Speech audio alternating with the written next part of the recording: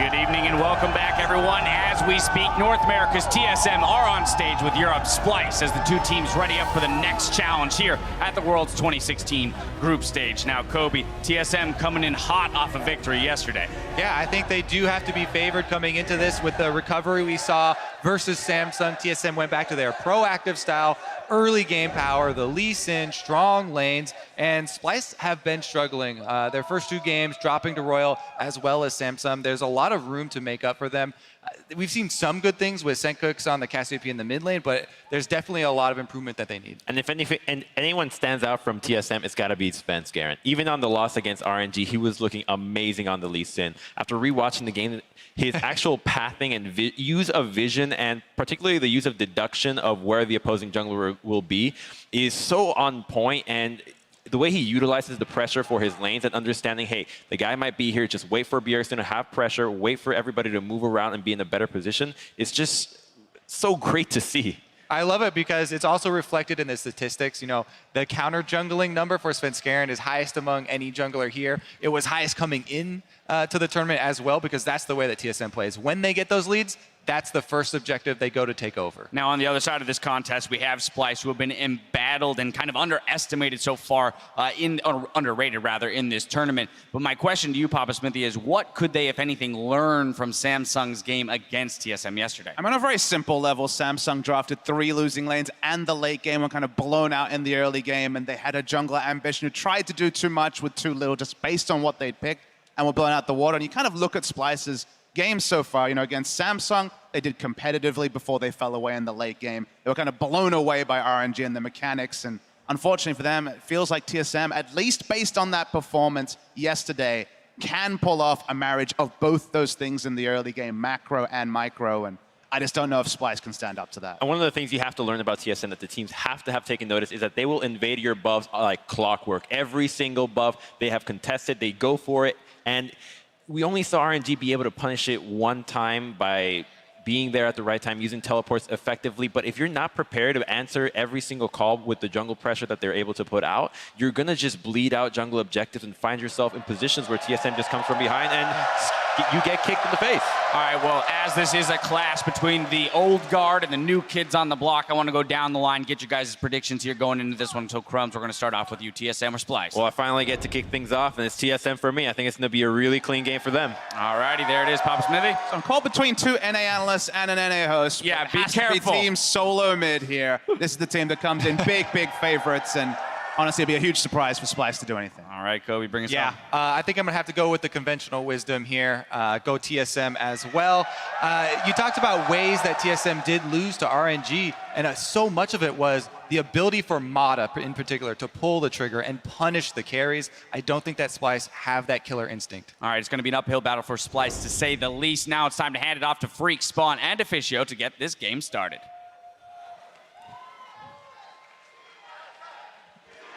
Thank you very much, Dash. It is time now to get ourselves into this game. I wonder who's playing. I think TSM is playing here on one of these sides. Splice go to the other one. Picks and bans just moments away here. So let's take a look at the starting lineups for both of these squads. From the European LCS is Splice. Heard about them a little bit, but you're going to have their lineup now on your screen. Their top laner, Wonder. Their jungler, Trashy. Senkooks in the mid lane. Kabi, their AD carry. Mickey on support with Coach Yamato Cannon. His squad together for about a year here at Worlds. Yeah, and on the red side of the rift, we have the North American champions, TSM. With Hunter in the top lane, Svenskeren in the jungle, Bjergsen the mid laner, double AD carry, Bifrost the support, and Path, of course, the coach behind them, as always. And this will be a very interesting matchup. I mostly want to highlight, I think, what the analyst test, specifically Crumbs, brought up was that Svenskeren has been playing incredibly well this tournament. Bjergsen in the interview yesterday said he is the best Lee Sin at Worlds, and I think he's been TSM's best player so far as well. And yeah, he's the big factor, I think, for TSM. Yeah, it certainly is, and I think that it's even bigger and amplified by the fact that Splice's lanes rely so much on Trashy to get them ahead. They don't organically gain these advantages themselves. So when Svenskaren's ahead, he invades the enemy jungle. He's going to be able to keep track of Trashy, and I think that makes this game a whole lot harder for Splice to win. And he's one of those junglers where Lee Sin instantly becomes like a tier 1, maybe almost an S tier pick, because he's such a massive playmaker. So when you see these pick and ban phases against TSM, where it's like, oh, Rek'Sai is banned, Nidalee is banned, Elise is banned, like he doesn't care. He's going to pick that Lee Sin anyway. And it's been his best pick. Of course, he only played it twice. Basically played it twice. Play it twice. So we haven't even seen any other pick from him, but his Lee Sin has been great, and I think Splice needs to respect it, because when this team is playing with a mobile jungler and a pushing mid laner, Bjergsen and Svensken, they're just all over the map. It's one of the big strengths of Bjergsen. Go ahead. Yeah, I was going to say, and the other dangerous thing about Lee Sin is, he likes to beat against second. So if Trashy does try and go for any cheeky early plays and Svenskeren scouts it out, that puts him in an even bigger hole than what they started with. So I agree. But take it away, force him onto something new and see if it changes the way that TSM approach the early game. I don't think it's going to, but you have to ask the question at least. Of course. Yeah, you never know. Sometimes it's just because of that one champion synergy that makes you play to this level. We've always seen players like that, where that one champion puts them over the edge, you take them off it, and they're just mere mortals at that point. And of course, we've seen so many upsets here at Worlds already. At this point, you would have to consider Splice over TSM to be an upset. Oh, massive TSM, upset. one of the bigger favorites coming into Worlds right here. If you thought a Western team could do it, it probably was going to be TSM coming in here. Yes, they dropped to Royal, but their convincing win over Samsung made a lot of people believers that TSM can walk through this group pretty strongly. But at the same time, Splice has 4 Danes, TSM only has 2 Danes. It is the only advantage. Anything, Yeah, it is a fact that puts you at a slight advantage. It is definitely a sausage fest here, but the only advantage, as you said, for Splice is the multiple Danes. I don't think it's going to be enough, though. This team definitely has not been performing well enough to take games off the other teams, but they are also in the toughest group of them all, with RNG, TSM, and of course, Samsung. Pick and ban phase, where we talked about Lee Sin being an S-tier pick for Svenskeren, it's already removed. Makes a lot of sense. I'm always appreciative of teams who actually use target bans, who are willing to trade conventionally strong champions back and forth, but they ban the individual player S tiers. You've got the Lee Sin on the one side, the Cassidon on the other for that, and now Splice setting up what it looks to be the Syndra first pick by banning the conventional counter pick of Vladimir. So either you ban the Syndra now, or you have some picks prepared against it. The likes of Tom Kench, Braum as a support. But I think banning it is the safest choice. Wait until week 2, and then you can have your counters. You practice them all week. For now, remove it. I completely agree, and I also like the respect given to the Cassidon still. I mean, if Splice is going to upset any of these teams, it's going to be through protracting the game, going towards 1-3-1, and then punishing late-game decision-making with the chase potential of a Cassidon. And also good to see another Skarner on Summoner's Rift. Yeah, so the reason you see Skarner here, and it was the same we saw yesterday, it's when you play against Rek'Sai, you can actually pick the Skarner because you don't get pressured enough in the early game by the Rek'Sai to really matter. Of course, Rek'Sai can pull off ganks, so she can try and snowball lanes, but most of the time Rek'Sai will get to farm, Skarner gets to farm to level 6, then you can start impacting the map.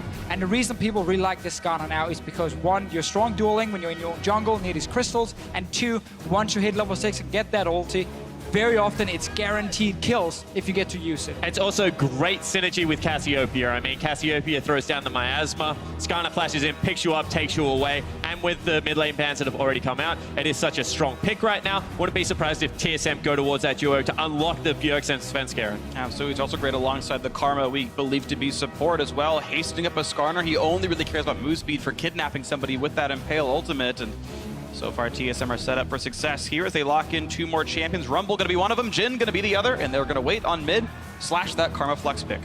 Yeah, keeping the flex smart. I actually like the adaptation from Splice here.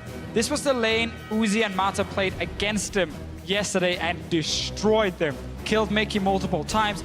I think picking this Nami Ezreal is great. It's one of the absolute best lanes when it comes to the first few levels. And if you are Splice, the big concern is falling behind in the lanes. We know they're a good late game team, but getting there is very, very difficult in the current meta against very good teams. And of course, TSM is a very, very strong team. They play fast games, they're good at snowballing, at least get the lead in the first place, and then Splice won't get really any chance. And I do like Nami against Skarner in particular on the point, because Skarner, as he flashes in, Nami has a ability to, be able to keep people a little bit at range with that tidal wave. So there is some slight counterplay there. See whether they can execute upon it, because it was the laning phase in the first place that got Splice in such a hole. Give me Cassiopeia here, though, from TSM. Unless they want to pick, support and just put... They can also just put Karma mid. It's a fine matchup as well. Cassiopeia will be a good matchup, a winning matchup for Bjergsen. Right now, they have so many options, honestly, with this last pick. Either you put the Karma there and you're happy with that, or you put the Cassiopeia in there and you win the lane even harder. So there's actually a lot of good choices for them. Because with the Cassiopeia, you just go put a tier into QSS, as we've seen before, and you don't really care about the Malzahar. You've even got fun little synergies like a Morgana support to like Black Shield off, like if you think of Malzahar just coming in, or make sure Skarner doesn't get stopped on the kidnap train. There are a lot of available synergies here. They've got plenty of damage here with this Rumble top, you have to believe. So right now hovering conventional support, but no, it looks like Cassiopeia, as you had mentioned very earlier on in this draft, that's going to be locked in. Cassiopeia for Bjergsen. I like it here. They give some very, very good pressure in the mid lane.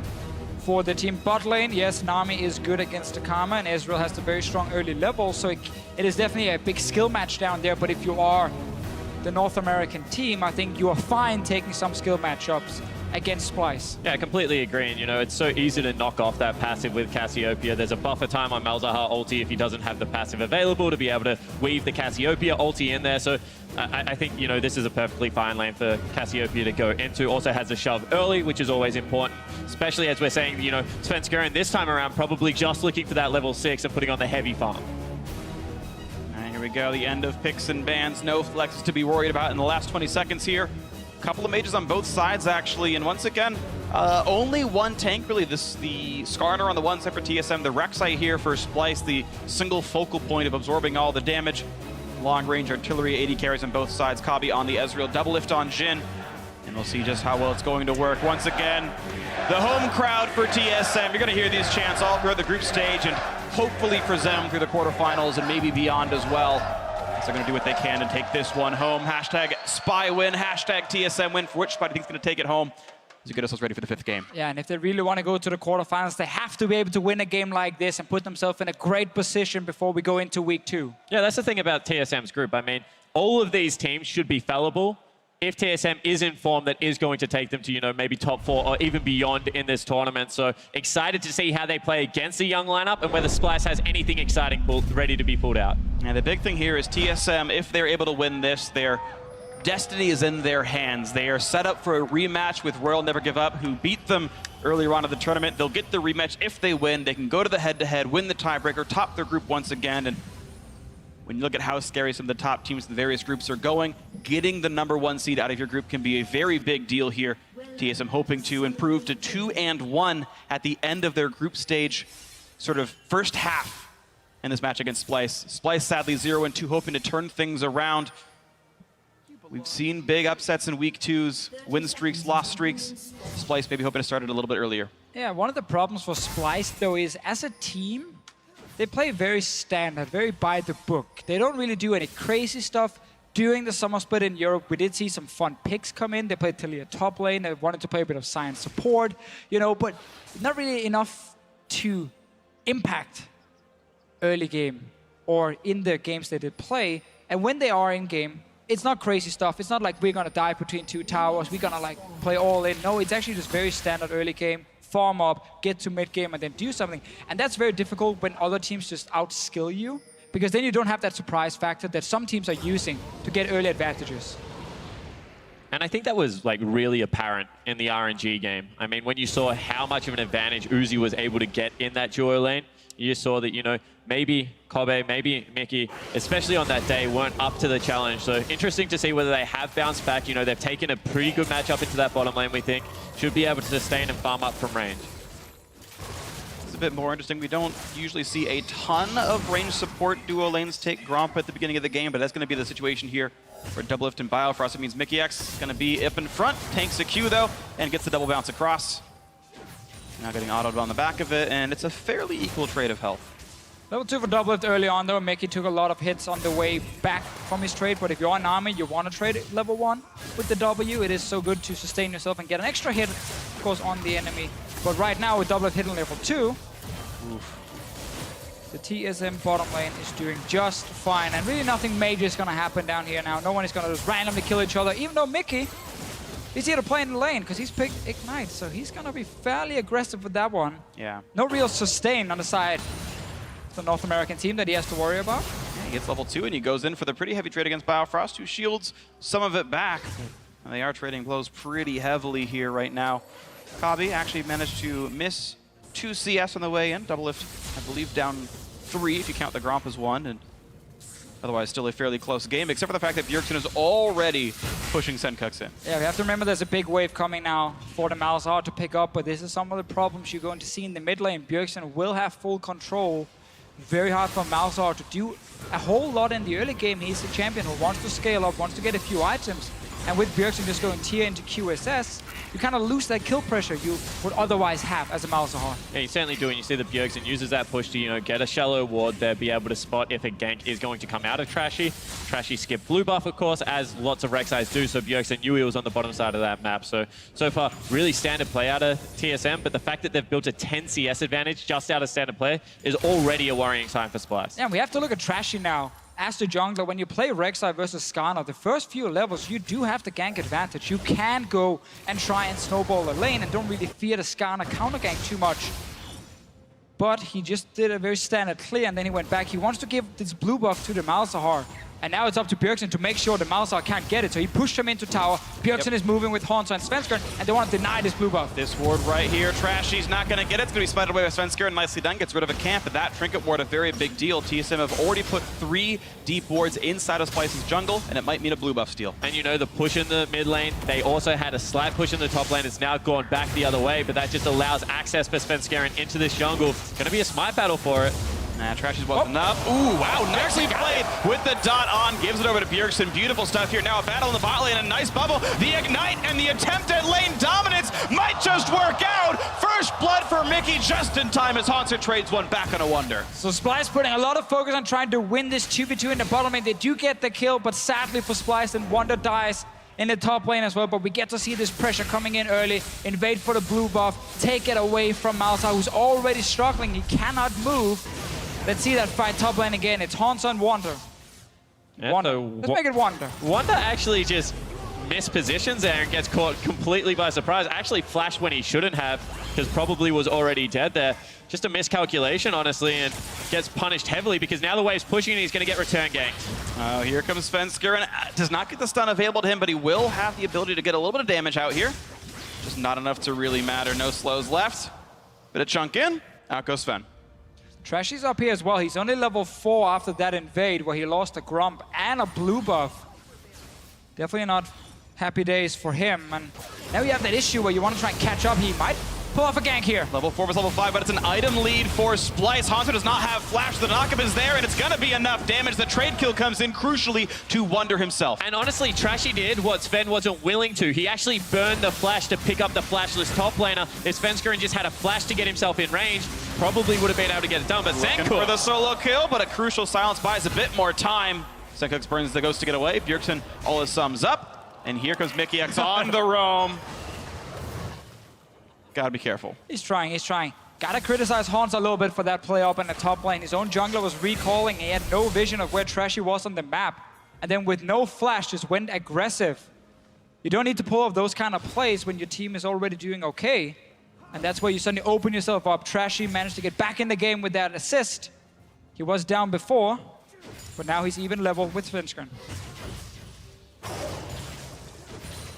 You see both these players a bit newer to the champions they're playing. Doublelift is Jhin, 4-2. If that was Doublelift is Lucian, it'd be like 40-2-ish. He's played it about 1 million times. I'm exaggerating more and more every time I talk about the champion, but either way, one of his newer pickups has been generally working out for him. See how much more they can do. Splice, though, I gotta point out, is winning in this early game, and it's actually partially because of Trashy. He's gotten that one gank in already. The dual lane winning as well. How often do you really expect Doublelift and Biofrost to lose lane? But that is happening right now with Kabi and Mickey X. I mean, I think it's fair to say that if you look at Doublelift and Biofrost as a lane specifically, you wouldn't put them at like top 3 in the world. So like we've seen other lanes be more dominant than they have. Obviously, they've been very good in North America. Yeah. Mickey and Kabi has actually been what we would consider the second best lane in Europe as well. Did drop a bit in level once we got into playoffs and Forgiven actually re-entered the EULCS. So you can argue they're second or third there, but they have also been a very, very good bot lane, just pure 2v2 if you look at regional play. Once you start playing the international tournaments, though, you get to face even better bottom lanes, and that's where we get to see some of these even matches now between Europe and NA. but definitely wouldn't rank either of these bot lanes as like the absolute best in the world. And I think it's fair to say that, you know, both of these lanes struggled against RNG in very different ways. I mean, not being able to deal with the Alistar against TSM, and then the Nami just gave so much lane pressure over to Mata against Splice, so Splice's bottom lane definitely no slouches and showing it right now. Definitely agree right here. You can see Double taking a little bit of punishment. Mickey X making the early pick Nami working out right now. I gotta say, just it is a good situation for Splice right now. We talk about teams looking overmatched coming into Worlds, and it was like, oh, Splice, the obvious number 4 in the group, everyone else battling for top 1 to 3. But this is Splice currently winning the game over TSM against most expectations. But if you are TSM, you're not really too concerned about losing very early on because you were waiting for level 6 on your jungler. He's already 7 now. He has his ulti available. So now we got to look for that first gank. And this is where they can start turning on the power. Another key item we highlighted before was that QSS. So they understand they need to wait for levels and certain items before going all in against Splice. And they're getting very, very close now. Next back for Bjergsen will give him his item. And then you can start seeing some fights happening around the map. And a team fighting back a little bit more because they've accepted, okay, we can go down like a few hundred gold. It doesn't matter anything. No one has ever won the game by just being 400 gold up. And I think it's fair to say that TSM has become a very good team at understanding when they need to accelerate the game and when they can just sit back and play towards their win conditions. They're still going to have fantastic consistent damage coming out of Cassiopeia and the Rumble as this game progresses, and so much catch potential if they ever get control of the vision the way they like to in the mid game. So I don't think that they're in any way panicked right now. And if anything, Splice picked up a slight reprieve in that top lane. And need to continue to make that work with now the power of the cannon and see if they can get maybe a play into the bottom lane that they've started to, you know, try and wrestle for a bit of a lead. We'll see when it comes in right now. 13 minions up is Wonder. Jungle matchup very close. Trashy once again taking away the Crystal Spires from Svenskar. And of course, we've seen Bjergsen continue to do very well. The early blue buff grant definitely helped, but he's plus 20. As now Trashy slinks towards the top side, standing just outside of ward range. Looking for the play top lane. We'll have to invest everything to try and take down Hanzo. Just gets the flash, and that's important now because it's such a slow early game. So even the small advantages can be super impactful in just a few minutes. If Splice suddenly create a play on the bottom side and double TP happens, there will be no flash from Hanzo, so he has to be very careful where he decides to TP to. If he goes too deep, well then suddenly he will die. Otherwise, you can also return gank if you are Splice on top side. Svenskar is now here, does have his ulti, remember guys. But he just saw Wando drop a ward in that brush at the river, so he no longer has that easy route in. And a blue this time secured actually for Senkex. Gets his first of the game, but he's up against Bjergsen, who's already picked up a Quicksilver Sash, so it doesn't have the easiest assassination potential on his opposing mid laner. Maybe we'll see him get to roam. Here's the return gank from Trashy. Always look at the mid lane when you see these ganks as well. Who can move first? Hanzo realizing he might be the target and just ultis the wave straight away. Won't happen for a potential fight. The rest of his team members are moving down to the bottom lane. Splice can react with teleport. As well as the Rek'Sai ulti. So this is so dangerous to execute against Splice's composition. Oh, Rek'Sai went to the other side. This is bad from Splice. They're not reading the map at all. But TSM heard the scream from Rek'Sai and said, ooh, he might have been bot lane. Let's just call this one off for right now. And they don't go for the dive, actually. Just enough risk on them. Always the pleasure when you can see the entire map and see both sides. You're like, oh, what are you guys doing? Why don't you just go for the dive? But obviously, you just hear the sound. You don't have vision of all the tunnels. Decides to just back away and not risk it against a cannon with ulti as well. And one thing that I've seen Rek'Sai do, if they are going to play topside very heavily, is just put a tunnel in the middle of bottom lane between the two turrets. So you can always get back down it, even if they walk through the long way and clear it out. And I like the fact that, you know, TSM are willing to respect that and back away from a play. They still get complete control over the bottom side of the jungle, and they lose absolutely nothing on the other side of the map at the same time. So once again, patient play out of the North American team. And it's always really nice to see that, you know, they're just willing to sit on their items right now. No kill threat at all. But we need to see Splice continue their pressure towards the top lane. They already did some of the work. They got the flash from Hanzo. Trashy just should path up once again. If you don't get the kill, at least you deny him some more CS and you try and build yourself an advantage. He will be spotted by going over here. He finds Hanzo. Right into Hanzo, down to half health already. Was even overheated, so the auto attack dealt several hundred damage. The spell's going to come back up soon. Wonder says, ooh, Trashy, I'm here to help, buddy, but he's down to 600 health. One of the dangers of going TMAT on Rek'Sai is that you are incredibly squishy in the early game. You farm like a machine, and once more time, TSM looking for the bottom lane play. And they know that Rek'Sai was top lane and very injured, so here comes the ulti looking for it onto Kabi. A nice tidal wave stops him 2 bullets in. Mickey is able to dodge most of it. Here's the flash, here's the pull. Do they have the damage? Root's gonna land. Sven running out of HP, but it's gonna be the kill already. Now how about Kabi in the chase? Can't quite get the damage across. Sven's gonna get out. Wonder, flash into chase, gets a stun. Damage into Biofrost, and that's the kill picked up. Eagles are not doing too much damage just yet, but here is the chase, the follow, the kill. 2-1 TSM on that one. And this is a problem flashing in when Bjergsen had left first. TSM is able to respond to the play so nicely, beat Splice to that punch, and punish them for overreaching. And we have to highlight Splice, how slowly they did react here. They just made a play on the top side. They showed their jungler, and yet the bottom lane didn't react in time, didn't move back. TP came in very late from Wonder as well. If you see him on your minimap, he's still sitting top lane right now. He's not TPing, he's not doing anything. So Mickey is the target. A lot of damage onto the Skarner, no TP yet, and now he used it. Imagine if this came in 2 seconds earlier, then this Skarner is already dead. And now Wonder instead has to overextend for this 1 kill. Ends up going down because Bjergsen is already here.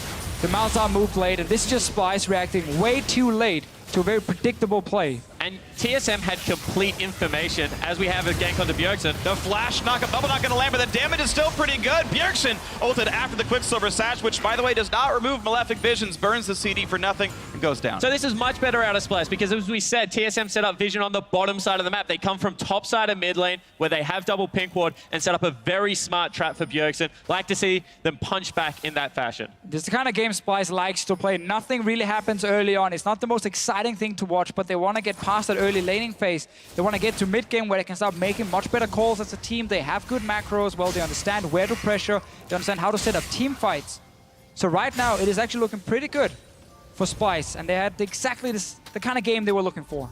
And they might keep the pressure on. They've kept the game at this moderate to small lead, actually up to 1,000 gold now. It's actually grown over the last couple of minutes here as you look for the play. Wonder diving in onto Haunter. Look at the punishment he's got available. This Rumble does not have the damage. And by the way, Trashy's here as well. Lands an assist, and Wonder getting himself yet another one. 2-2, 5-3 the overall score. And look at this, several thousand gold. Splice in the lead. Hunter is struggling a bit and really well played by Wonder here, just going straight for it. He knew Trashy was coming, and these two guys together definitely been putting a lot of pressure towards the top lane. And even when you then try to go to the bottom lane, well, Rek'Sai returns again, pulls off another gank, even though he didn't actually do anything. And I always like watching Splice when Wonder and Trashy both have initiation tools and have been rolling in the early game because it sets up their late game team fighting, in my opinion, much more effectively. We saw when it was only Wonder running around on that Kled, no follow-up coming out of Trashy. They did look disjointed.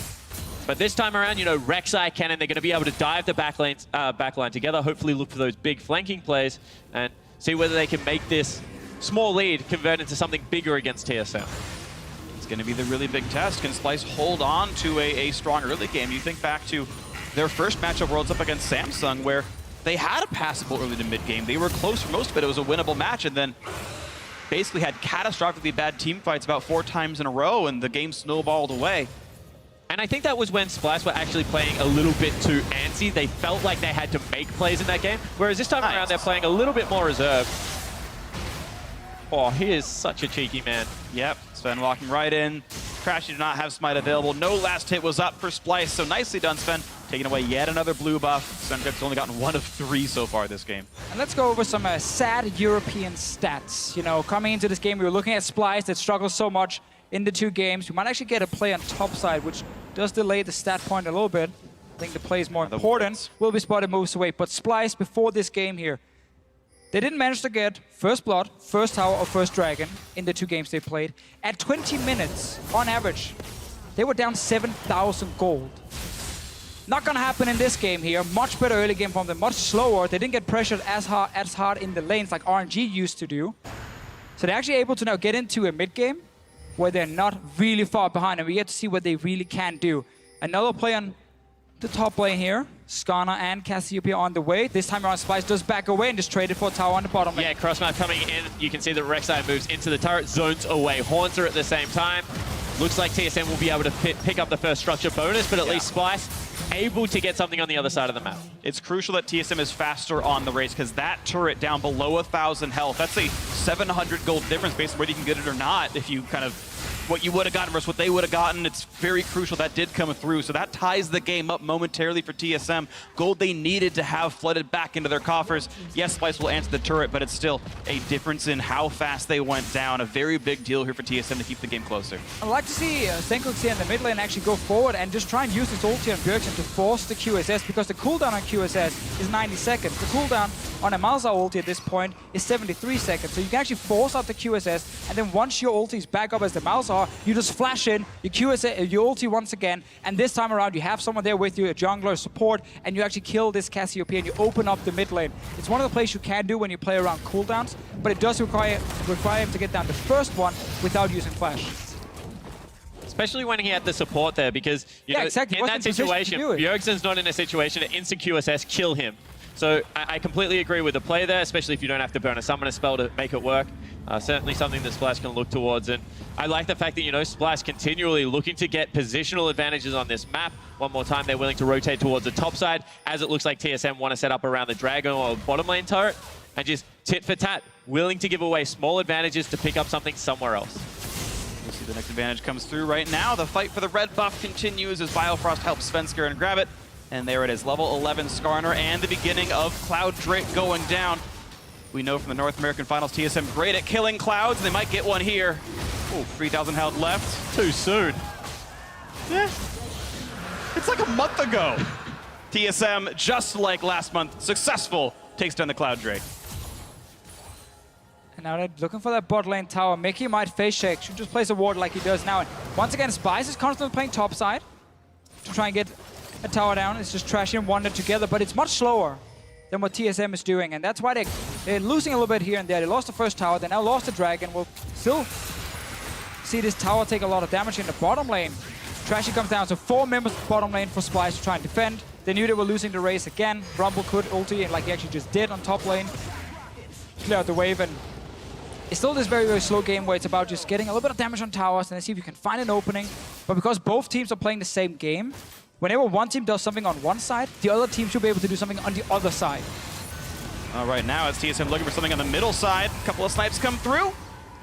Pretty good accuracy. Trashy says, I'll take that one. 269 damage means nothing to a Rek'Sai. I want to see that ult in mid lane. Do it, put some pressure, get that cooldown, and then go for it again 70 seconds later. So you actually have an advantage in mid, because right now, it's very even across the map, and small things can then push it in your favor. Here we are 20 minutes in. The gold difference about 200. Very tight here in this mid game. I don't think either team has significantly obvious scaling differences. High damage mages, high damage top laners. Ezreal can definitely hard carry later on. If Kavi's good enough to do it, that might be the breaking point just compositionally. But otherwise, this is anyone's game to win based on how well they play it. Bjergsen gives himself another blue buff. And you know, sometimes it just comes down to like ease of execution of team comps. And Cannon diving at Cassiopeia Jhin is much easier to nail down in the late game than trying to chase a blue Ezreal. Oh, it's actually a Trinity Force Ezreal, same thing around Summoner's Rift. So I think that, you know, maybe you can say slightly easier. Yeah, I actually think Splice will have an easier time executing team fights late game, because if you look at the lineup for TSM here, it's one guy diving in, that's the Skarner on his own. Well, Malzahar late game, he wants the tank to come towards him, and he can just ulti the Skarner straight away. And then behind that Skarner, a Kennen is sitting with the ulti. There's a tidal wave for zoning as well. There's enough backline threat from Splice to keep Bjergsen and Doublelift in place. Jhin is an AD carry who's sitting very far back in fights, so it's going to be hard for them to actually deal with that Kennen when it comes in. Gonna walk in a couple people. Sees Trashy, doesn't ult in time to steal him over the wall, but wants Wonder. It forces the flash out. Now the flash chase. He's got that one into the petrifying gaze and all the damage they could possibly need. And finally, TSM finds blood. Looking at the Baron pit and actually gonna start it and then run away. 2 guys in the bottom lane for Splice here. Once again, we have these plays. One team goes aggressive on one side, the other team is trying on the other one, but it's Splice being a little bit behind again. This felt overly safe from TSM. The entire bottom lane of Splice was down there and Wonder was dead. That was a 5v2 Baron at best for Splice, and TSM says, just kidding, we'll kill a ward. Value getting some damage on his tower here. Rest of Spice is on the way. Bjergsen has to take a long route around. Dave, nice knock up into more. That's a lot of damage across. No ulti's really available. Svenskeren gonna get burned down. Lots of dots. He's gonna try to get away. Not gonna get hit by the Mystic Shot and will survive it. A nice equalizer though separates the team. Senkuk still gets the chase and Wonder finds a solo stun. Hanser gonna lose his life. No, it's Bjergsen who gets the kill actually. And now one more snipe and it's still gonna get Vic. Yes, he flashed early and Bjergsen on the chase. They're gonna get more. Oh, he's not gonna burn down. Instead, they'll pick him off and Bjergsen goes down. What a chaotic battle back and forth. 2 dead so far on each side. Kavi wants in on double lift. A couple more shots will do it. Can't quite land the skill shots. A lot of near deaths. Yeah, just had a few minutes in front of him. Couldn't hit the Mystic Shot and the rest of TSM gets to walk away. But this fight here was crazy. Splice, they come in from the flank. Look at the target selection at first. Copy actually decided to ulti towards Bifrost instead of just killing Svenskeren. It is fine to focus one target when you have a Malzahar, but that ulti went to the left. Luckily though for Splice, Svenskeren does die in the end to all these Voidlings. Wonder joins, has no flash, and instantly just goes down. And I think that's one of the times that you just cancel the ulti because double lifts follow and the chase potential out of TSM is still there. Kobe tries to save the back end of this team fight because he does go incredibly aggressive to force multiple members back. And look at him jumping in here. There's a minion just in front of him, blocking one. There's another minion blocking another one from him. So he ends up fighting in the minion wave. Not able to be the hero. Another fight in bottom lane. This game is definitely speeding up a little bit. But the damage deal is out of Splice right now. 3-0-0 on the Malzahar. Picked up the Rylai's going towards what will be Burning Face at some point in this Leandri's tournament. And the Ezreal is really rolling as well as double is caught. Running out of HP, silence, damage coming across, and Voidlings go yum. That's going to be mine. Senkuk gets the solo kill. I'm not sure why Doublelift was up there on his own 24 minutes into the game, but he got punished instantly. That's a big advantage for Splice. 80 carry is gone. They can start moving into enemy jungle now, set up vision, see if they can take away a camp or two. They really want to start getting some more towers down. And he dies just in time for Infernal Drake. That means right now priority on the bottom side of the map belongs solely to Splice. You can see TSM are going to threaten the Baron area and see if they can pull them away from the objective. And now we need to make sure Senkuk doesn't make the same mistake. He is backing away. Bjergsen is spotted. Small movements all the time from both teams trying to catch each other out. One guy overextends and he dies. Senkuk will have his ultimate about 15 seconds after the Drake respawn. It's a pretty tight timing, but Doublelift, even though he's alive, his Maw of Malmortius is still several seconds away. Won't have it if there's a close team fight. And you know, with these team fights, sometimes it just comes down to the summoner spells. Wonder's not going to have his available. Svenskeren's nearly back off cooldown. Coming into this team fight, we'll see whether he's able to penetrate the backline before Wonder can do the same against TSM, because this game is so close right now. Veldrake started Freak right now by just Trashy alone. He's split from the rest of the team. And he's got ward coverage, so no one knows he's actually doing this right now. TSM might let him get the rest of the damage across. Sven's still not looking. Not checking. Yep, it's going to be a clean one. Hanser just now can see what's going on, and he's not going to get the chance to steal. Nicely played by a Trashy. Very low-risk play, and he gets the Drake. And these are some of the plays I like to see from Splice. You know, the shot calling really makes sense. It's very calm, very collective. They're a team that never really tilts when they do fall behind. They actually talk about how to get back into the game. And this game, because we didn't get to see Lee Sin for Svenskeren, we saw a slower jungler. We didn't get to see TSM play this fast-paced game, really put pressure in the laning phase. Splice also picked for strong bot lane with the 2v2 and the offensive summoner. So they actually had a very good game plan. And they made sure that what happened yesterday against RNG is not happening today, because as long as they have a slower early game, they can actually play some pretty good League of Legends. And I want to bring up what we talked about with Svenskeren earlier, how he has probably been TSM's best player, an incredibly strong early game jungler. Bjergsen called him the best Lee Sin of the tournament. Well, Lee Sin's banned, Elise is banned, Nidalee's banned, Rek'Sai's first picked. A lot of the early aggressive junglers not allowed. Picks the Skarner, has no early game impact, and here's the game we have. And you know, this is the beauty of best of ones, because you think if TSM RNG was immediately a best of 3, does Alistar get through game 2? Whoa! Again, the assassination attempt, double up down to half HP, gets silent, and he's trying to run away, but he's not going to do enough. Senkuk's with his second straight solo kill onto Doublelift. What's going on here? You can't keep sending your AD carry, or your AD carry can't keep walking himself towards the side lane. Look at the minimap, guys. All 4 members from TSM are way behind the river. And one more time, it's a little thing. Senkuk burns a ghost straight away as soon as he sees him, hones in on that target, able to close distance that maybe the rate Doublelift didn't expect.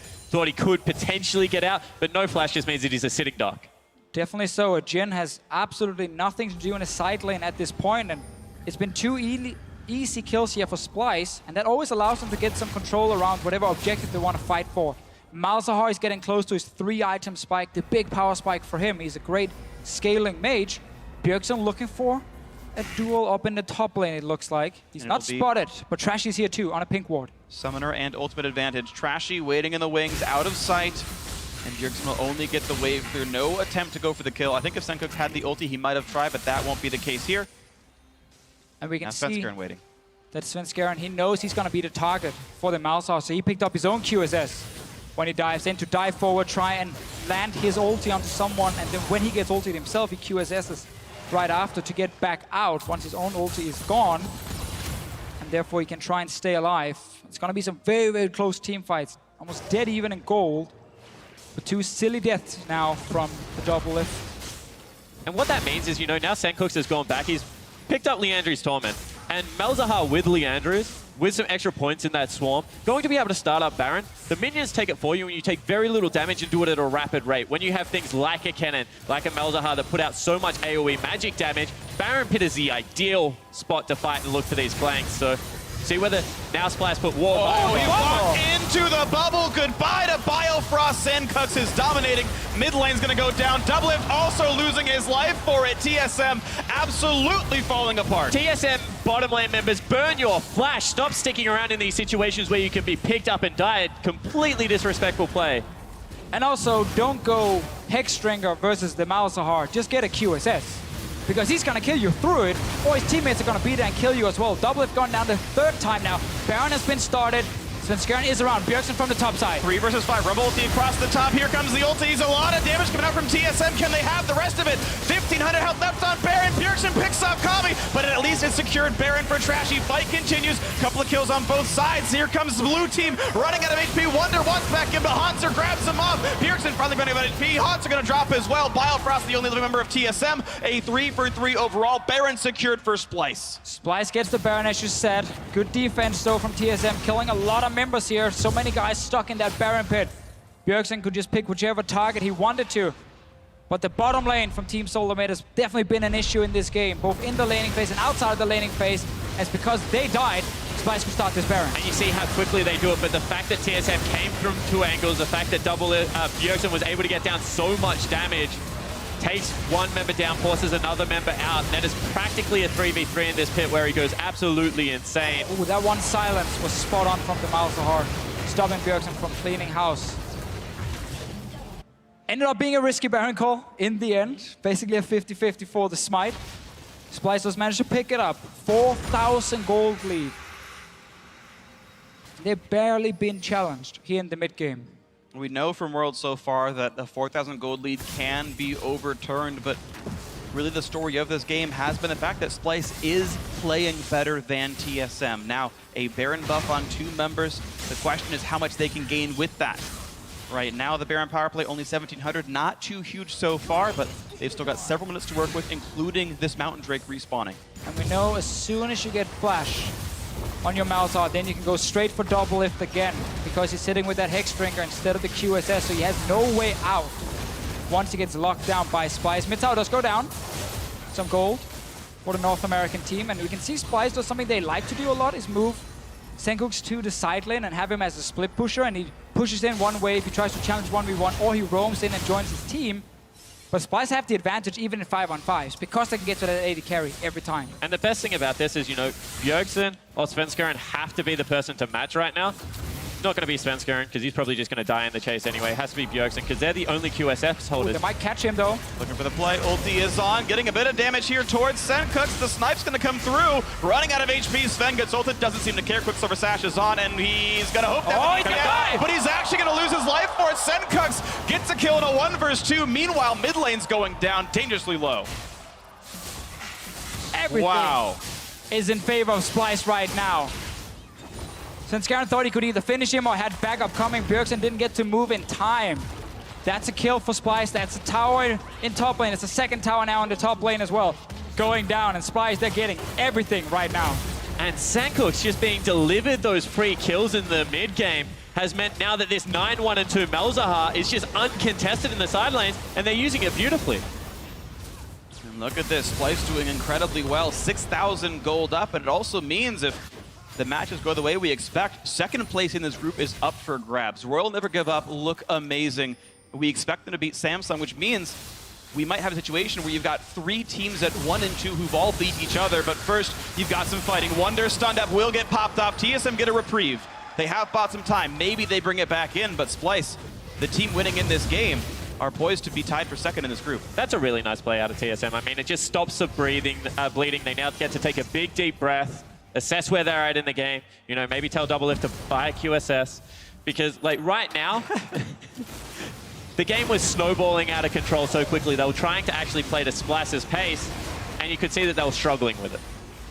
Well, this is a 4v5 Dragon being started. Actually, never mind, Bjergsen is back in the fountain. They obviously don't know exactly where he is on the map, so they think it's a 4v5, potentially. Monster with TP in the top lane. There is TP for Wonder as well. There is a ward behind TSM at the moment in that little bush behind the Wolf Camp. That could be the location for Wonder if Splice wants to fight. 4, 3, 2, 1. Baron goes down first. Will he teleport is the question. TSM walking away, and looks like that's not going to be the play. Mountain Drake secured. And once again, one of the best characteristics of Splice is the fact that they don't overreach very often. I mean, it was very uncharacteristic to see them do so against Samsung time and time again. I like the fact that, you know, Mountain Drake at this stage of the game, not going to be all that game ending, so they just take a step back, reassess the situation, get their shops in, and now come back with even more power. And the thing is, while Mountain Drake is, like, statistically very good late game, it only matters if you're winning. If you're able to attack a turret or a major objective, and Splice have been the one controlling the pace and mostly keeping TSM off these objectives. This Mountain Drake could do literally nothing for the squad, and Splice might not feel the pain at all. Yeah, it's basically just you take it away from them. Sure. So, you know, giving them that extra advantage, you take it for yourself. And Splice would love it. Exactly, they would love it now. They're the team trying to close out the game. They're the team setting up for Baron in 2 minutes' time.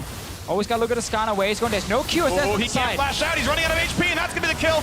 Maybe a bit of a waste from Svenskeren, but it is still the support kill picked up. Splice now in a 4v5. And Mickey really had no business here in the mid lane as a support. This late in the game, he gets caught out. Great catch from TSM, and now they're pushing towards this tower. They're going to get more, and Splice, well, they had a great last 10 minutes. They've been slipping a little bit. Wonder dying in the top lane. Mickey dying in the mid lane here as well. Given some advantages over. And once again, it is that Cassiopeia-Skarner combo that's able to catch them out. Mickey can't even burn that flash. They use the time right now to take down a turret, get a little bit more control around that Baron area, clean up their side waves that Splice were setting up so nicely, and maybe set another trap. We'll see if they can find it. I think that was... Don't know who it was, but uh-oh, Senkuk's gonna lose the passive, gonna flash, but the slows are still there. That's the ulti, that's the kill. 3 unanswered kills for TSM, taking back control of the game. The experience and the shot calling kicking in here for the North American team. They're just catching out Splice twice now. Splice is walking around a little bit too casually here, not really expecting anything to happen, but this late in the game, something will always happen. You never just get 10 minutes to sit in your own jungle. 2 easy kills. Sadly, for TSM, there was no Baron alive to take. They have to wait another 30 seconds, and then we're going to get a fight around it. But once again, there's been so long since Splice has actually had all 5 members up on Summoner's Rift and being able to execute on this game plan. The more these kills snowball in, the less control they have deep into TSM's jungle, the harder it is to wrestle control of this Baron back. All really started with Wonder getting caught out in that top lane, and since then, TSM's just been able to pick off 1 member at a time and really get themselves back into this game. A few major items have come through. Sadly for Doublelift, still not a Quicksilver Sash that goes towards maybe an Infinity Edge or a Duskblade to round out the build a bit farther. So he is still a prime target, but you've got a lot of magic penetration. 4 Void Staffs on all 4 big mages, and Wonder just got his death cap. We have seen Kennon's 1v5 some team fights. Nightmares of Smeb from earlier today. We'll see if it can happen. TSM slinking back in. Svenskeren loses the Banshee's Veil. He's going in, he's going towards Mickey again. Not going to land the root, but they are going to get the snipe, the assassination. Mickey goes down 5v4, missing an ultimate. Back into a strategy. Bjergsen putting down, pops the shield, and Rek'Sai won't get the kill. Look at the damage out from Wonder. They've picked up 1 as TSM have lost their jungler, but Trashy gonna lose his life as well. The Rek'Sai gonna go down and squeal in pain. And here's the snipe. Doublelift gets 1. He's looking for 2, and he has no idea where Wonder went. Where'd that one go? And that's a nice dodge. There was no vision. He had to guess which way that little rodent ran, and He ran away. He had the third shot going completely wide. They're looking towards the Baron. No one can really tank this. Wonder is around. He's very, very low. Copy actually went back to base instead of trying to lifesteal on a camp. And now he has to run. TSM. This is actually very dangerous. Wonder's going to have Proto Belt back up, but it dies too fast. Well done. Bjergsen has all the gold. He's doing all the damage. And that Baron brings the game right close. Yeah, Copy recalling here, man. Splyce didn't have any way to kind of stop that Baron. So they go for Mickey again. The support without QSS should definitely pick it up at this point. They go on to Bjergsen. He managed to flash away. He stays alive. Wonder with a great ulti in the back. And right now it looks very even. But suddenly, this Jhin here was left untouched for most of the fight. Gets to deal some proper DPS. And then let's see, when he challenged the ulti, gets one, misses one, then the third one goes towards the bush. He was trying to see maybe if Ezreal was sitting and recalling behind that little corner. And it's the tiny things in teamfight. The reason that Double Lift was untouched, a clutch exhaust came out of Bifrost, and then Svenskeren, before he was stunned, jerks that cannon away from the AD carry, means that Double Lift comes out the back end of the fight completely full health, able to clean up the back end with a very nice ultimate. So, you know, Double Lift coming up the superstar, but hats off to Svenskeren, hats off to Bifrost, because they're definitely doing their job of keeping him safe. Absolutely agree. The peel was good enough, and TSM now back in a gold lead. It's been a long time they were down here, but it's 500 gold ahead. Still looking at the bot lane as well. Not yet playing for the turret, though, buying their time, and there we go. They're done biting it. Down goes the turret. The Mountain Drake actually, of course, meaning quite a lot as they took back map control. Baron died fast. His turrets have died fast. They've tied up the turret score itself. 1,500 gold ahead.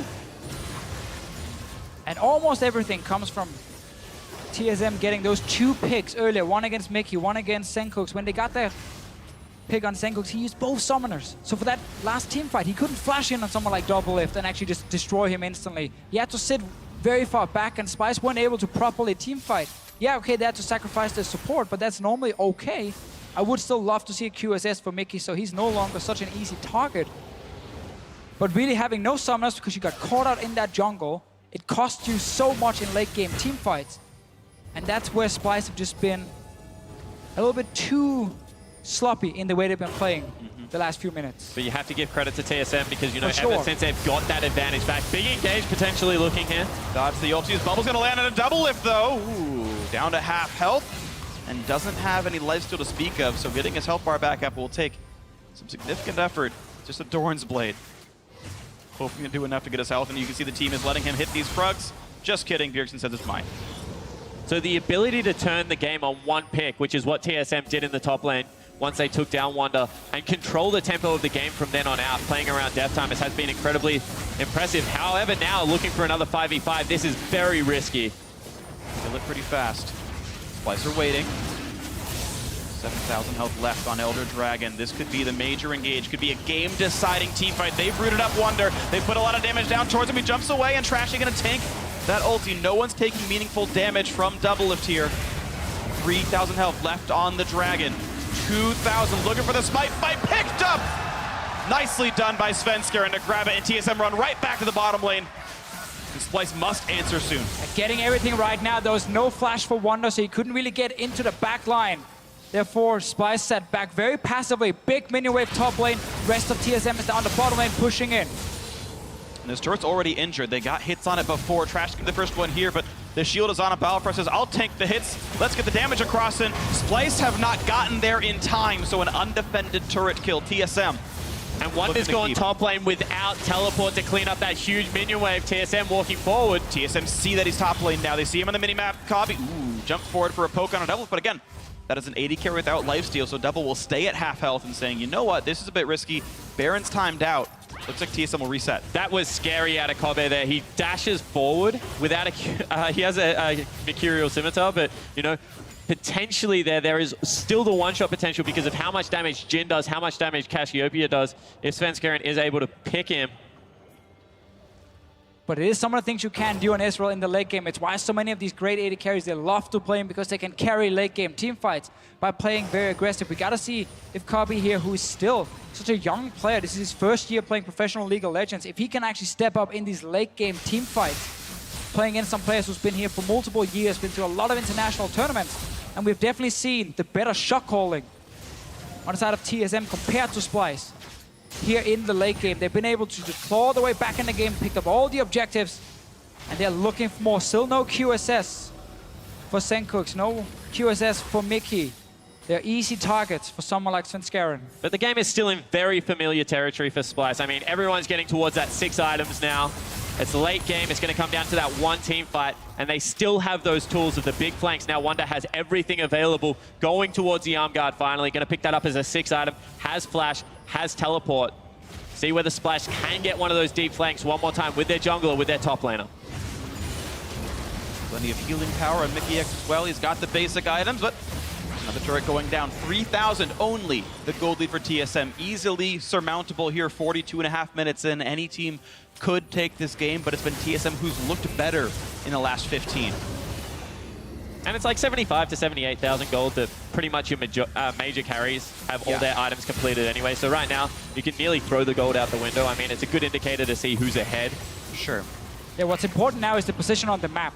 The fact that one team has full control of the Baron area. So once Baron does spawn, we've seen how fast they can take it down. And if Splice has to suddenly face check through the jungle to get there, they get delayed or they risk getting picked off by Svenskeren. And then suddenly you get another free Baron going down. So the positioning on the map is now more important than the gold. And that's why they're all staying on the top side. Splice is trying to place a few wards in the jungle to spot where the enemy is, but they don't get them deep enough. And once this Baron spawns, you instantly start thinking, are they on it? Can they rush it down fast enough? And suddenly you react too late. And it's not only Baron, but the champions that can die in the blink of an eye. You're seeing neither top laner willing to split push in the bottom lane, despite the fact that teleport is available. They're all grouping together to play for this vision. 30 seconds on Baron. TSM looking forward, trying to cut the wave out, but Senkux already did the same with Malzahar with just 2 button presses. Mid lane waves cleared again. Haunser, though, is first to the top lane. TSM coming to reinforcement. Look at the damage up what they've got on this turret, the out rotation. But Wonder, he wants into the back line. Exhaust is on Biofrost, losing his life, but it's Wonder who does. That's a 1-for-0 in TSM's favor, but their health bars are very low. The catch on a Senkux. It's a 5v3. The snipes are gonna land, and Mickey nearly losing his life as well. They're onto the inhibitor. Splice took that fight without key items in the late game. No QSS, no Hourglass, so 2 members just went down so quickly. 5 versus 3 now. 2 Nexus turrets. They're going for them. Looking now for Nexus turret number 1. Half health on it. Double's got 2 shots, and bam! Look at the health bar going down. 909 for that auto attack. Now onto that final turret. Splice must defend 3 versus 5, but Kobe goes in. It goes huge. Taken down. Bjergsen, his countrymate, is dead. Hansa running out of health as well. How much more can this Ezreal do? Sven goes in, lands the stun, looking for the kill on the support. Meanwhile, the Nexus with the health as well, but Biofrost will probably go down, trying to heal up, and Double saves his lane mate. Now on to Trashy, getting that one as well, and no one's left to stop them. TSM complete the comeback. And the late game for TSM, correct decision after correct decision, understanding where they can take their team fights. Yeah, this was not about compositions. This was just one team being much better in the late game at calling where to go. Where can we punish the enemy? What objective are we going for? Notice here in the end how they're moving between the lanes. They're setting up minion waves coming from one lane. Splice starts to push out mid. Well, then suddenly top is open. And Splice fighting without key items so late in the game as well. No QSS, no Hourglass. They dive in, they die. Too late in the game to do anything. Great late game shot calling from Team Solomed. Absolutely agree. They played the map better. They definitely deserved the win. We've seen so many games today specifically of these very tight ones, the leads going back and forth. It's either team's game, and it was TSM who held on a little bit better. After about 25 minutes, they started making the better decisions. You were seeing players get caught out. There was a string of 3 to 4 unanswered kills and 3 to 4 objectives grabbed as well, where Splice couldn't find the openings, they couldn't find the positioning, and TSM got pick after pick after pick and finally mounted the lead. And one more time, we see the rush of blood where, you know, you get a couple of objectives, you think that you can push in for one more, that top lane turret, but you get caught out and the game just reverses on you instead of, you know, playing that slow methodical pace, recognizing that you have an advantage at that stage of the game and being willing to just play with that. Put your hand in the cookie jar, get slapped out. I mean, we see the inexperience of Splice. Young players, you know, we talk about a promotion tournament, 2 worlds, crazy, you know, route they've taken, but they show here late game, they just didn't have it in them. You know, too often did individual players that make mistakes, and as a team, they fell apart. And that's just where you see the experience, the training, And you see what some of these absolute top teams do have, which is the coolness in the late game to bounce back, get the picks, and win. Right, and it's 2 games now for Splice where they were winnable games. Their match against Samsung, this match here against TSM. Splice with, 3 months more experience, maybe even less than that, could have been a 2-1 team right now in groups. Yeah, but at the same time, it's 2 games where also Sandcooks has absolutely gone off in the mid game. I mean, the Cassiopeia game that we saw on the day number 1, now this game on the Malzahar being able to pull out. I think that is a hugely, that is a bright, bright sign for this Splice lineup, because in the European LCS, this was a guy that, historically fell down very far behind in lane and wasn't able to climb out some of those holes. Now against Bjergsen, able to have a pretty classy game. Yeah, he's definitely become the best player on this team if you look at just this tournament alone, because he's been playing so well. But he needs the rest of his team now around him to step it up as well. We can't have these individual mistakes. Full credit, though, to the opponent, Team Solomed. What a great late game from them after they fell behind, after Doublelift got caught so often. Didn't happen the last 15 minutes. He stayed really far back in team fights. There were no summoners on the Malzahar to catch him, and therefore they managed to win. And he actually went from being 0-3 to 6-3 in these late game fights. So Doublelift found what it took to get himself back in. TSM got the comeback as well. Well done to them, now improving to 2-1 in the group stage. And now for another win on the board, we're going to send it down to Shocks for a perspective from Doublelift. Thank you so much, guys. And he's joined by Doublelift here. Doublelift, very tense game, very strong late game for you guys. Where did it turn around, you think, for you? Well, Splice didn't seem to really know how to close the game with their lead. I think mostly, this is true. They should have won. But their Malzahar was extremely fed, but he was split pushing in the side lane instead of grouping up and forcing fights on mid. I feel like at any point he could have just flash ultied Cassio mid. So I think just by stalling out the game, I got caught too many times as well. But just in general, us stalling out the game. Their team comp doesn't scale very well because Ezreal gets outscaled by Jhin, and I'm pretty confident in my late game team fighting with Jhin. Also, I feel like Skarner is just really good against uncoordinated teams. We just got a lot of picks with Skarner as well. That was not a good game. That was not a good game. Well, it's important for you guys looking forward to see what went wrong there exactly, and I like to hear that you're kind of owning up to it because you have some very big matches coming up. Of course, that RNG rematch next week comes to mind. What is the biggest thing you have to clean up, you think, going into those important games? Well, this game actually, I'm not sure if anyone knows, but Soren's extremely sick. He can't talk, so I kind of lost my other shot caller. We lost our other shot caller on the team, so it's really hard for us to lose a voice, especially one as vocal as Soren. And I hope he recovers and I'm able to focus more on my own individual play. I know I got caught a lot. That was really embarrassing. But yeah, it's just I don't know. Vincent, he also, dying early in lane is a really, it's a big mental hit. And so, just trying to get the team back to being coordinated without another shot caller on the team is really, really difficult. I think in the next week, we'll just play more clean early game. And hopefully Soren will have his voice back. So I'll be able to play a lot better. And our team will be able to play a lot better. All right, well, thank you very much, Doublelift. To that, it is very important for you guys to get a good performance here. We heard you say in the very opening video, I don't know how much I have left in the tank, which was a very kind of worrying thing to hear. So is that pressure maybe getting to you as well, knowing that this is your shot? Yeah, this is the biggest opportunity I've ever had to win Worlds, and I'm not going to blow it. So I hope you guys cheer us on. All right, there we go.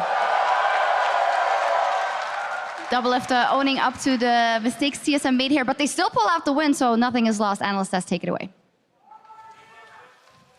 Thank you very much, Shocks. TSM scraping by in a victory there. You heard it from the man himself, Doublelift on stage. Not a good game. So they're recognizing immediately off the bat that this is not the level of play that they even expect from themselves coming into this tournament. And that's kind of where I want to start. Expectation versus reality for these teams. We talked about Splice being this young team. We expect them to get outlaned. But if they can get to those late game team fights, maybe they swing something. On the flip side, much higher expectations for TSM, and they just didn't come to fruition in those early portions of the game. And while we don't know to what extent Soren's illness is affecting his ability to shot call during the game, the fact that Splice targets the early game junglers, Lee Sin, Elise, takes away the Rek'Sai, and TSM is just unable to actually make anything happen in the early and mid game, it's really a worrying thing because we're so used to them playing fast games and just being able to pull the trigger over and over, and if the only guy that you're relying on is just Svenskeren on Flash, the game slowed down so much, and it gets to these points where only the late game fights matter, and anybody can win at that match. So a couple of points. I actually saw Bjergsen in the hotel last night. He definitely could not speak at all. Was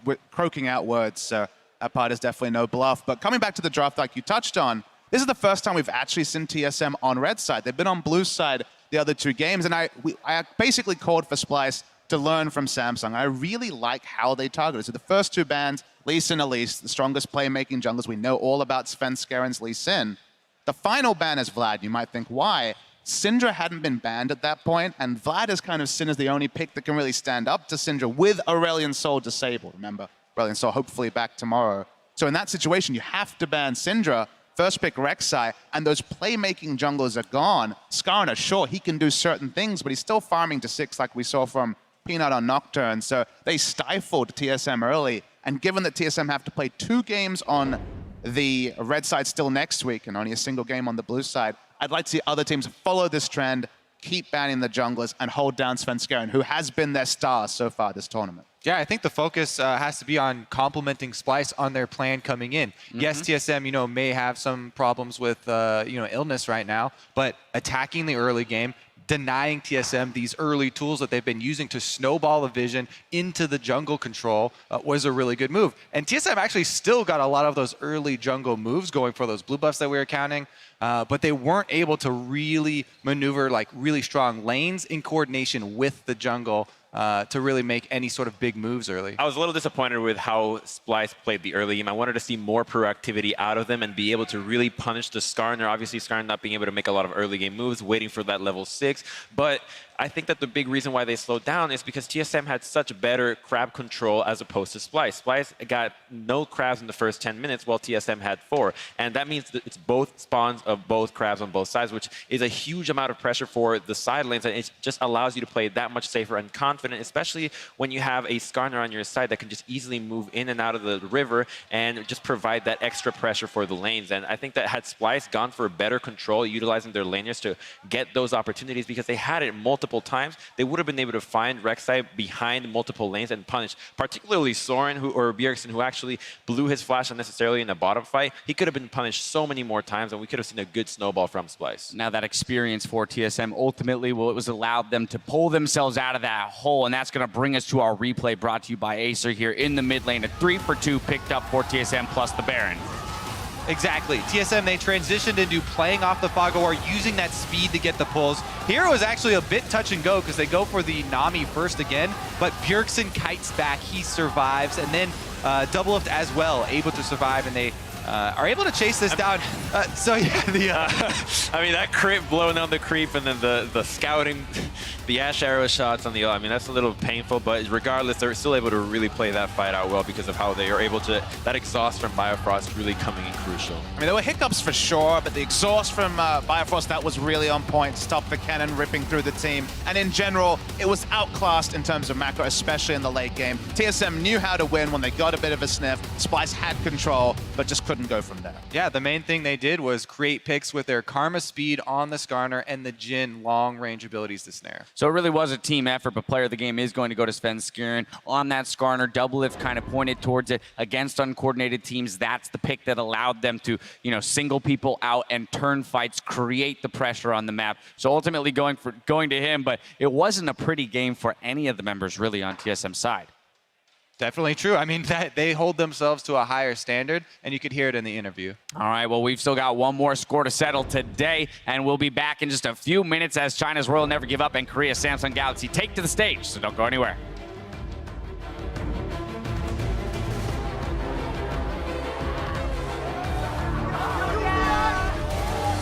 Faker said that it's okay for Bjerg to call himself MA Faker. Yeah, he deserves that name. He owns the copyright for the MA Faker. What you should say is it's okay for Faker to call himself Korean Bjergsen. Now, battle in the bot lane, a nice bubble. The ignite and the attempt at lane dominance might just work out. First blood for Mickey just in time. 1,500 health left on Baron. Bjergsen picks up Kami, but at least it secured Baron for Trashy. Fight continues. I'm going to Casio. Casio. Just run, Mickey, run, just run. I'll save you. Okay, dead. We can kill him. Good job. Nice. Alright, two on me. Ezreal super low. You got this. Alright, I'm 1 HP. Nice. complete the comeback.